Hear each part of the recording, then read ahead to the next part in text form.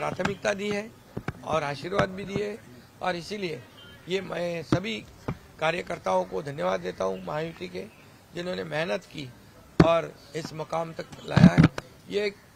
ये भी मैं कहूँगा 2.5 साल में केंद्र और राज्य सरकार, ये डबल इंजन वाली सरकार चली है। आदरणीय मोदी जी ने भी काफी सपोर्ट किया है। कितनी बार उन्होंने ये महाराष्ट्र का दौरा किया। अमित भाई जी ने भी बहुत इसमें ध्यान दिया है। हमारे सभी नड्डा जी हो, कई लोग हो, ये सभी केंद्रीय जो नेतागण हैं, उन्होंने भी महाराष्ट्र को बहुत प्राथमिकता दी है। महाराष्ट्र एक बड़ा राज्य है और ये राज्य जो है ये देश में नंबर 1 का राज्य है, और इसलिए इसमें ये सत्ता लाना, बल्कि लाना नहीं कि एक थम्पिंग मेजोरिटी से लाना, ये बहुत बड़ी जीत है। मैंने कहा था विधानसभा के सेशन में कि हमारे 200 से ज्यादा सीटें आएगी, वो आज खरा साबित हुआ है। इसका भी मुझे गर्व है कि ये जनता की आवाज है, ये जनता की सरकार है, और जनता की सरकार जनता के भले के लिए ये सरकार है।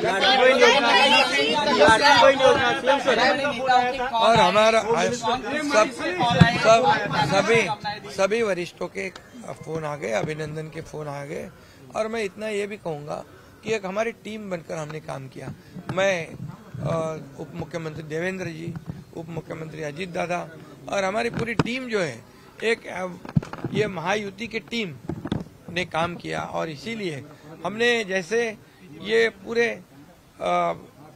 सभी लोगों ने तय कर लिया कि ये सरकार जो है ये गरीबों की सरकार है और सभी लोगों को न्याय देने वाली सरकार है, और टीम वर्क की तरह हम लड़े और जीत गए। मुख्यमंत्री लाडकी बहीण योजना आणि शासन आपल्या दारी या योजनेचा खूप लोकप्रियतेचा फायदा झाला।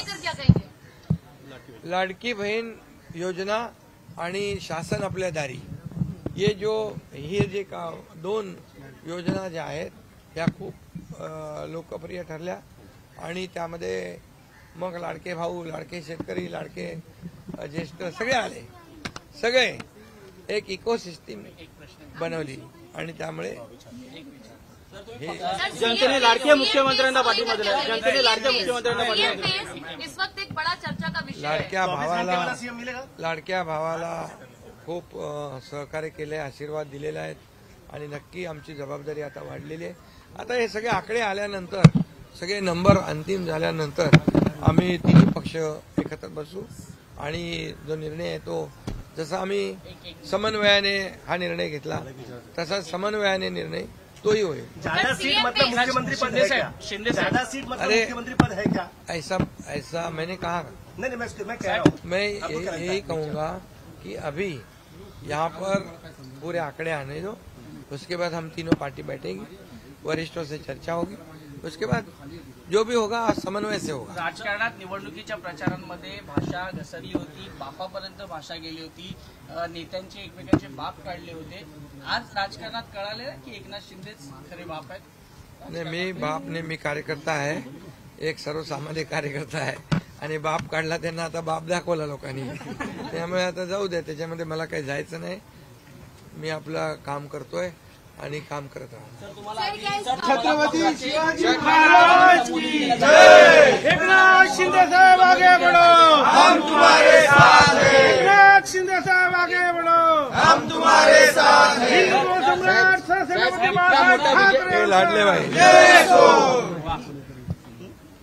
हे लाडली बहीण का लाडले भाई। बैठक वगैरे कधी बोलवली आपण? काय आमदारांची बैठक बोलवली आहे? हा, बोलवली आहे संध्याकाळी रात्री। संध्याकाळी हो, बोलवली आपले नेते मंडळी सगळ्यांची। लँडस्लाइड विक्ट्री झाल्यानंतर आता आम्ही सांगितलं ना की आता सगळे आकडे आल्यावर तुम्हाला लवकरच कळवू आम्ही। साहेब, पण तुम्ही विरोधकांना काही सल्ला देऊ इच्छिता? कारण ते म्हणतात बॅलेटवरती निवडणुका घ्या। हा, संजय राऊतांचा एक ट्विट आहे की हा निकाल मान्य नाही नाही नाही। कर्नाटकचा निकाल त्यांना मान्य होता होता होता